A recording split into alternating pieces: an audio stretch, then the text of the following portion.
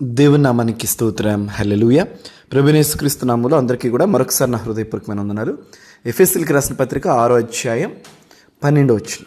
ఎలాగనగా మనము పోరాడున్నది శరీరులతో కాదు, కానీ ప్రధానులతో, అధికారులతో, ప్రస్తుత అంధకార సంబంధులకు లోకనాథులతో, ఆకాశ మండలమందున్న దురాత్మల సమూహములతోనూ పోరాడుచున్నాము.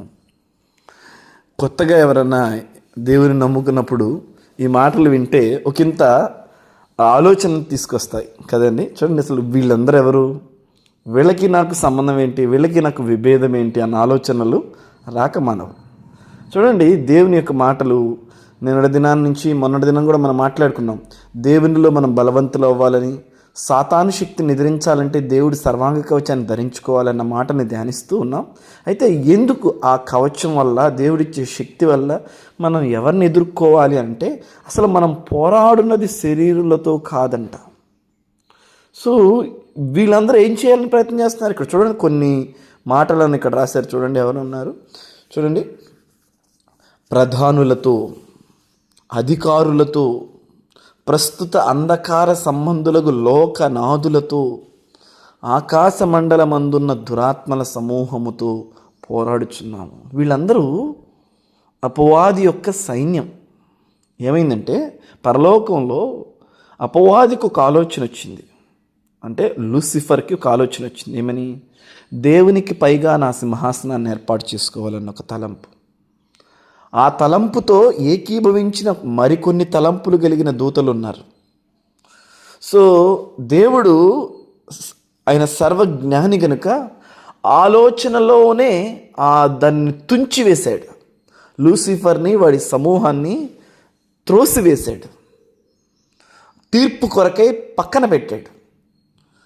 సో తీర్పు కొరకై త్రోసివేసి పక్కన పెట్టినప్పుడు వారేం చేస్తూ ఉన్నారంటే, దేవుడు యొక్క ఇష్టానికి, దేవుడి యొక్క సంతోషానికి విరుద్ధమైన పనులు చేయడానికి పూనుకుంటూ ఉన్నారు.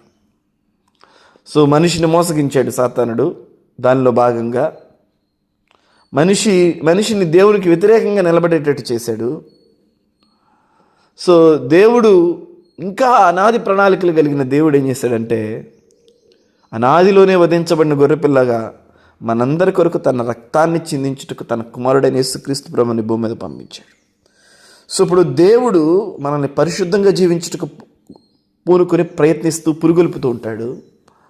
ఇక్కడ దురాత్మల సమూహము, అధికారులు, ప్రధానులు వీళ్ళందరేమో పరిశుద్ధత నుండి, సరళత నుండి, భక్తి నుండి, విశ్వాసం నుండి వీటి నుంచి బయటికి రావడానికి వీళ్ళు ప్రేరేపిస్తూ ఉంటారు. ఇది జరుగుతుంది. సో ఇదంతా లోకంలో మీరు ఏది చూసినా సరే, మనకు వ్యక్తులకు కాదు కోపం, శత్రుత్వం, సాతానుకు. అందుకనే దేవుని ఎరిగిన మనం, లోకం మనల్ని ద్వేషిస్తుంది. ఎందుకంటే లోకములో ఉన్నదంతా ఇవే కాబట్టి. కనుక ఈ విశ్వాస యాత్రలో మనం దేవునితో కలిసి అడుగులేస్తున్నప్పుడు ఈ విషయాన్ని మనం గుర్తుపెట్టుకోవాలి. శత్రువైన సాతానుడు మనల్ని సరళత నుంచి, భక్తి నుంచి, విశ్వాసం నుంచి తప్పించాలని వాడు ప్రయత్నాలు చేస్తూ ఉంటాడు. మనం ఒకంత గమనం కలిగి, ఒకంత మెలకు కలిగి మనం దేవునిలో ముందుకు కొనసాగాలి. ఆమేన్. అయితే వీడు ఏదైనప్పటికీ, అధికారులైనప్పటికీ, ప్రధానులైనప్పటికీ, ప్రస్తుత అంధకార సంబంధ శక్తులైనప్పటికీ, ఇవన్నీ యేసుక్రీస్తు ప్రభు వారి యొక్క సిలువ ఎదుట ఓడిపోయాయని, వాడి పళ్ళు విరగగొట్టబడ్డాయన్న సత్యంతో మనం ఎప్పుడూ కూడా విశ్వాసంలో నిలబడాలి. ఆమేన్. God bless you. దేవుడి మాటలు మన వెనుకల్లో దీవించును గాక.